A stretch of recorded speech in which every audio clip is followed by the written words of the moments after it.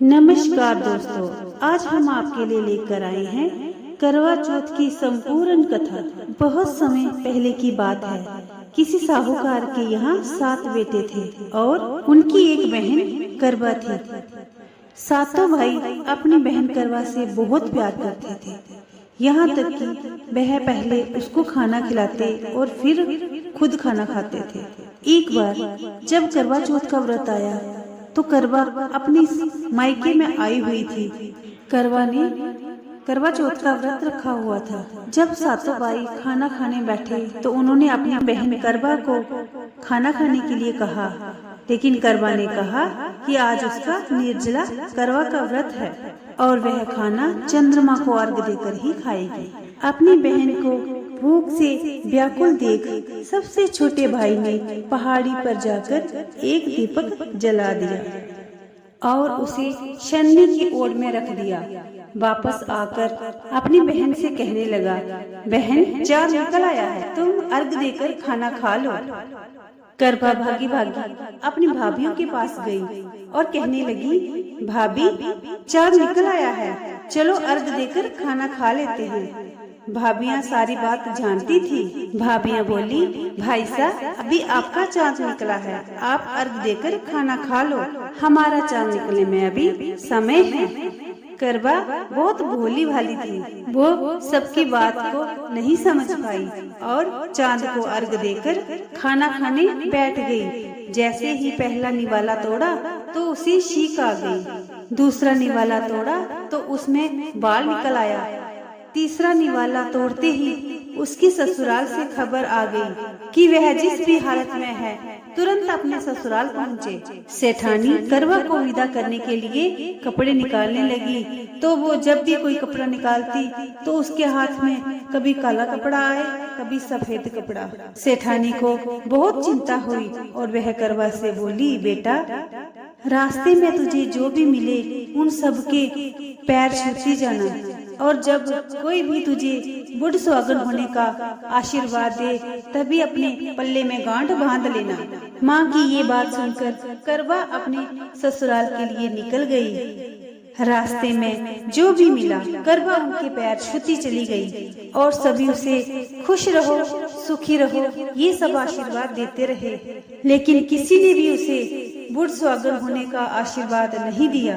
अब करवा जैसे ही अपने ससुराल में पहुंची तो घर के आंगन में उसकी छोटी ननंद खेल रही थी। तो करवा ने जैसे ही अपनी ननंद के पैर छुए तो ननंद ने कहा, खुश रहो, सुखी रहो, बुढ़ सुहागन हो, दूधो नहाओ, पूतो फलो। छोटी ननंद के ऐसे आशीर्वाद देते ही करवा ने अपने पल्लों में गांठ बांध ली। जैसे ही वह अंदर गई तो देखती है आंगन में उसके पति का शव रखा हुआ था और उसे ले जाने की तैयारी की जा रही थी। ये देखते ही करवा रोने लगी। वो बहुत विलाप करने लगी और कहने लगी, मैं इन्हें कहीं नहीं ले जाने दूंगी, इन्हें कहीं भी लेकर मत जाओ। जब कोई भी उसकी बात नहीं माना तो वह बोली, मैं भी इनके साथ चलूंगी। तो सभी ने विचार किया कि साथ में ले चलते हैं इसको। सभी के साथ करवा शमशान घाट पर चल दी। जब पति के अंतिम संस्कार का समय हुआ तो वह बोली कि मैं इन्हें नहीं जलाने दूंगी। तो सब बोले कि पहले तो अपने पति को खा गई, अब उसकी मिट्टी भी खराब कर रही है। लेकिन करवा ने किसी की एक भी ना सुनी। सभी लोगों ने आपस में विचार किया और उसको शमशान में ही एक झोंपड़ी डलवा दी। झोंपड़ी में करवा अपने पति को लेकर रहने लगी। अब वह सुबह शाम अपने पति की साफ सफाई करती और उनके पास बैठी रहती। सुबह शाम छोटी ननंद आकर उसको खाना दे जाया करती थी। अब वह हर महीने की चौथ का व्रत करने लगी। व्रत करती, चंद्रमा को अर्घ देती और जब पूजा करने बैठती तो करवा माता प्रकट होकर कहती, कर बोले घड़ी बुखारी कर बोले, भाइयों की प्यारी कर बोले। तो करवा उनसे अपना सुहाग मांगने लगती। तो हर महीने चौथ माता उसको कहती, तेरा सुहाग हमने नहीं, सबसे बड़ी चौथ माता ने लिया है, तो तुम उनसे अपना सुहाग मांगना। ऐसे करते करते अश्विन की चौथ आई तो करवा उनसे कहने लगी, हे माता, मैं 12 महीने से यहाँ बैठी चौथ का व्रत कर रही हूँ, अब तो मुझे मेरा सुहाग वापस दे दीजिए। तब अश्विन की चौथ माता करवा से कहने लगी, तेरा सुहाग हम नहीं लौटा सकते, तुझसे बड़ी कार्तिक की चौथ माता नाराज है। यदि तू अपने पति के प्राण वापस चाहती है तो उनके पैर पकड़ लेना और उनके पैर छोड़ना मत, और 16 श्रृंगार का सारा सामान तैयार रखना। ऐसा कहकर चौथ माता अंतर्ध्यान हो गई। जब कार्तिक की बड़ी चौथ आई तो करवा ने अपनी छोटी ननंद से 16 श्रृंगार का सारा सामान मंगाया। जब ननंद ने सारी बात अपनी माँ को जाकर बताई तो सास बोली, वह पागल हो गई है, जो मांगती है दे आओ। छोटी ननंद ने सारा श्रृंगार का सामान लेकर भाभी को दे दिया। अब करवा चौथ का व्रत रखती है, चंद्रमा को अर्घ्य देती है और जैसे ही ज्योत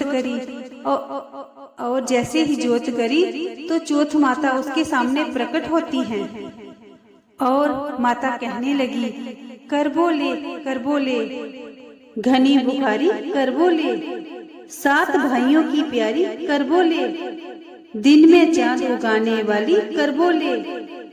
तब उसने उनके पैर पकड़ लिए और बोली, माँ, मुझे मेरा सुहाग वापस लौटाओ।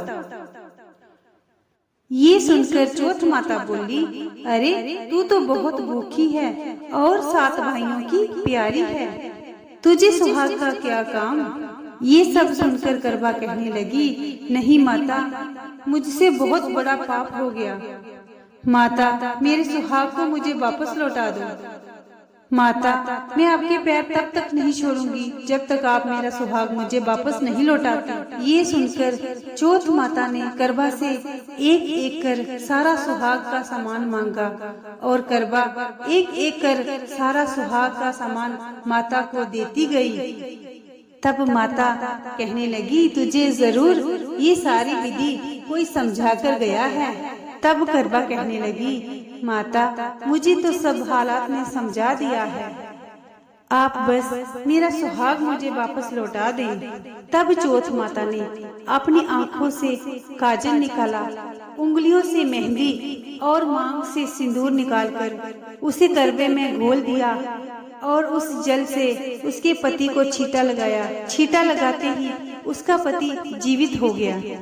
जाते जाते चौथ माता उसकी झोंपड़ी को लात मार गई, जिससे उसकी झोंपड़ी महल बन गई। करवा के यहाँ सब सुख और आनंद हो गया। शाम को जब छोटी ननंद भाभी को खाना देने आई तो वो देखती है कि भाभी की झोंपड़ी तो कहीं है ही नहीं, उसकी जगह एक बड़ा सा महल खड़ा है। तब करवा खिड़की में बैठी अपनी छोटी ननंद के आने की प्रतीक्षा कर रही थी। छोटी ननंद को आता देख करवा दौड़ी दौड़ी उसके पास गई और कहने लगी, देखो भाई साहब, आपका भाई जीवित हो गया। अब आप घर जाओ और माताजी से कहो कि गाजे बाजे के साथ हमें लेने आए। छोटी ननंद दौड़ी दौड़ी माँ के पास गई और कहने लगी, माँ, भाई जीवित हो गया। माँ कहने लगी, अब तक तो वो बाबी ही थी, लेकिन अब तेरा भी उसके साथ साथ दिमाग खराब हो गया है। तो वह बोली, नहीं माँ, मैंने उसे अपनी आंखों से देखा है, भाई जीवित हो गया है। ये सुन माँ और बेटी दोनों गाजे बाजे के साथ अपनी बहू के पास पहुँचे। बेटे को जीवित देख सास बहू के पैर छूने लगी।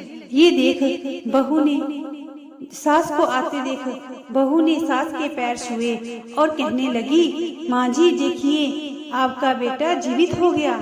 ये सुन सास बोली, बहू, मेरा बेटा जीवित नहीं हो गया, तेरा पति जीवित हो गया, पहले ही इसका अंतिम संस्कार कर दिया था।